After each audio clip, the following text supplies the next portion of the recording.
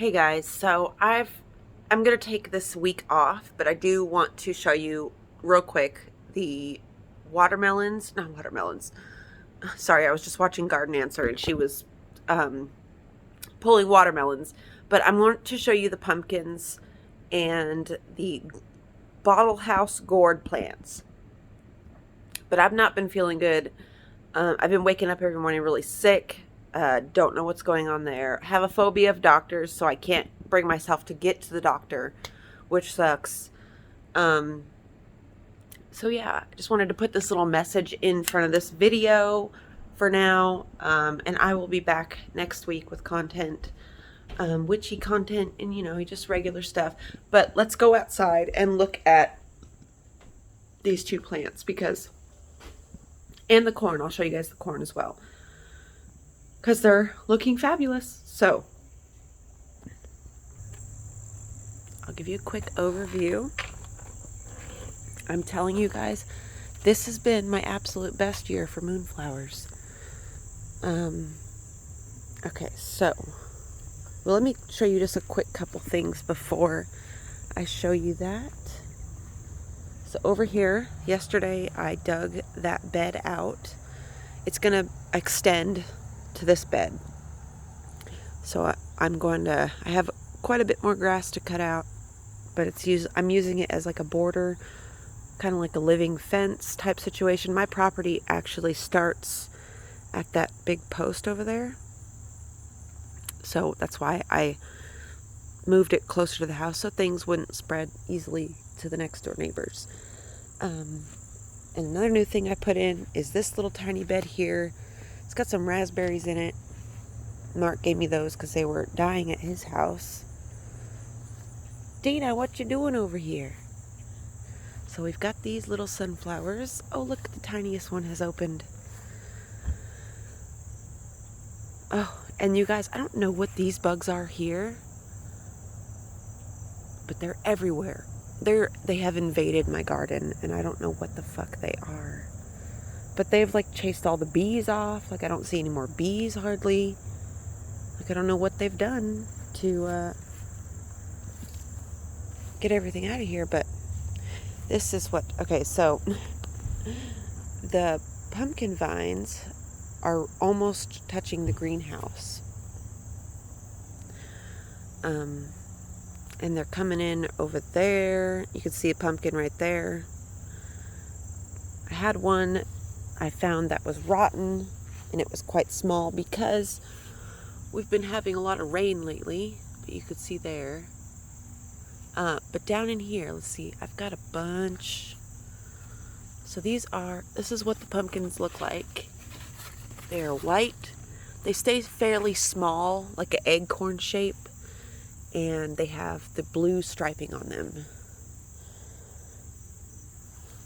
So we've got a few over there. You can't see them, but let's go up on the hill. So they've all started to come down this way. Because of the squash bugs and everything. It's pretty bad. We've got a mix of like morning glories and these cardinal vines up here. Sorry, my neighbor is revving his engine right now. From up here you could see. So I think I've got 15 pumpkins on the vine.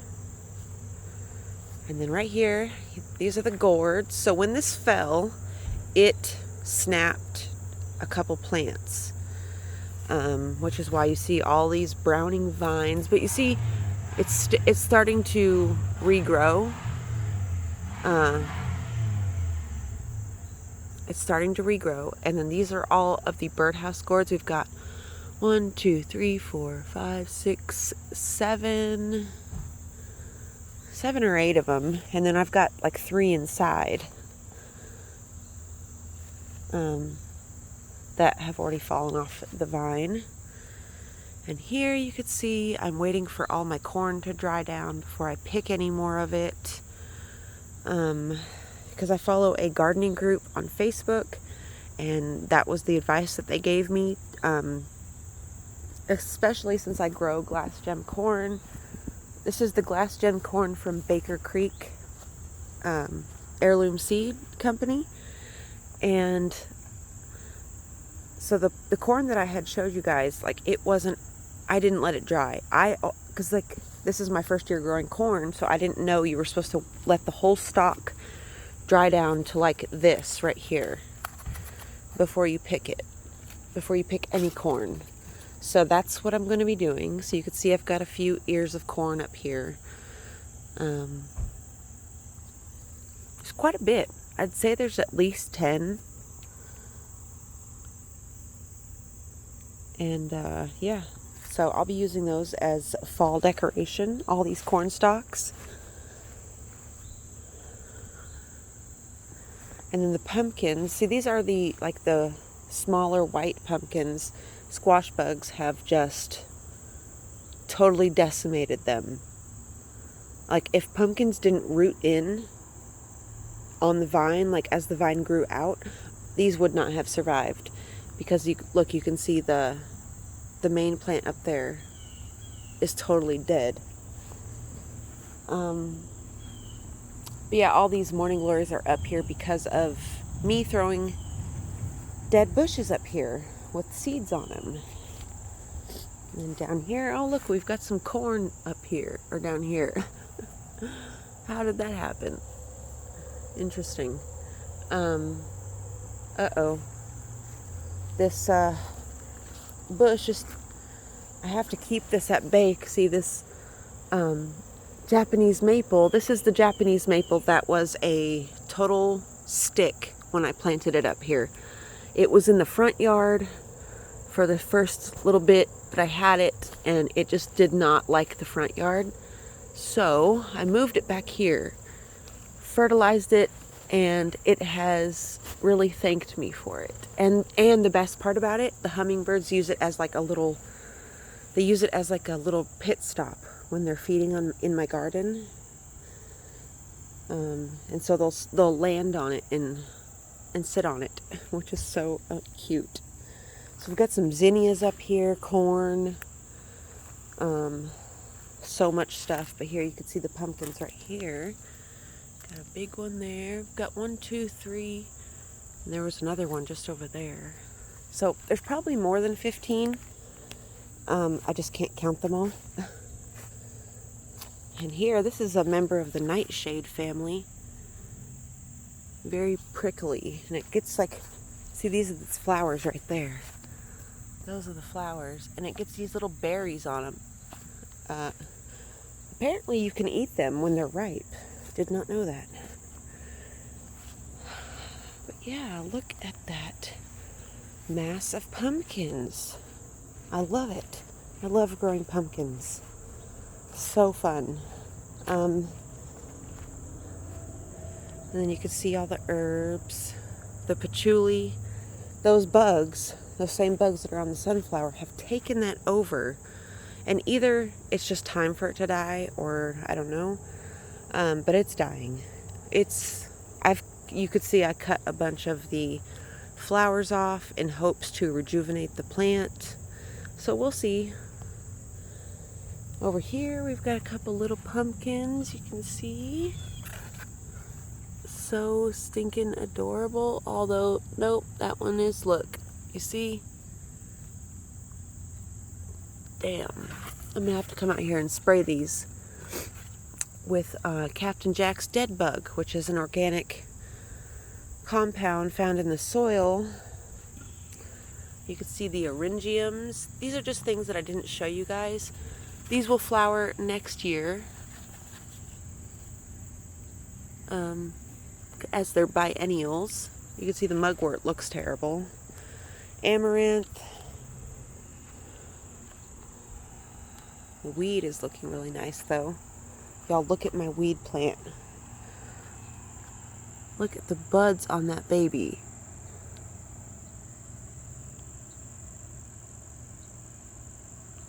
Oh, I can't wait to smoke it. And it kind of smells fruity, like fruity pebbles. Like, the bud kind of smells fruity. So, And then here is this other weed plant. He's doing better. I fertilized him and pulled that other one out. So he's like he's budding, because if you didn't know, what causes budding in marijuana is the light change. So when you start getting more darkness than light, which we have started to get, that's when the budding process is stimulated. So just a little, just a little knowledge there for you guys. Loving it. You can see the morning glories, or the moonflowers, sorry.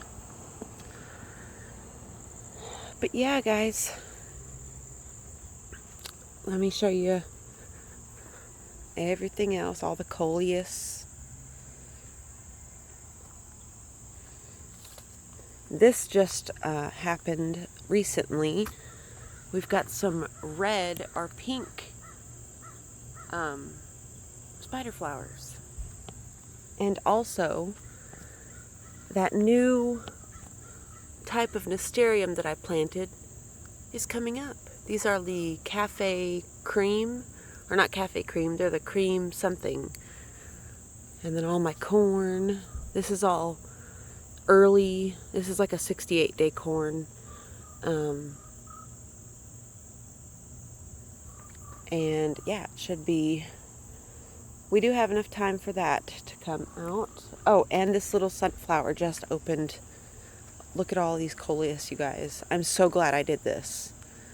And I put this ladder here. The cats sit on it. Got another fiddle leaf fig, because right now, you guys, Lowe's, they've got a bunch of houseplants on clearance. I seen a couple fiddle leaf figs there, so put that little sunflower there opened. So yeah, just a quick little tour around. Look at this pokeberry. I really like the structure of the pokeberry. Even though it is poisonous, it just gives it's a really pretty color. It's a really nice structure, and it's food for the birds. So I just leave them because I think they're nice. And then this dahlia that I moved over here, it actually came back, which is great. I thought it had died, but it didn't. And then you can see the Nasteriums coming out with the second blossom. And the Nigella, hands down my favorite. Waiting on these seed pods to dry out a little bit, and they'll start to split, and I will get a ton of seeds. And I'm willing to share if any of you want a few Nigella seeds. Obviously not all of you, but if there's a few of you that garden, and you would like some Nigella seeds, I'd be more than happy to part with some for you guys. Because I've gathered a ton of Nigella, and these cats have been loving all over this catnip, squashing it. But yeah. Oh, look here. That carrot plant that I planted is coming up. So, if a couple of you guys want some Nigella seeds, let me know, and I'd be more than happy to send you guys some. But yeah, I hope you guys enjoyed this little look around at my pumpkins and a couple other things. And yeah, I'll see you in the next one. Or I'll see you next week. Bye.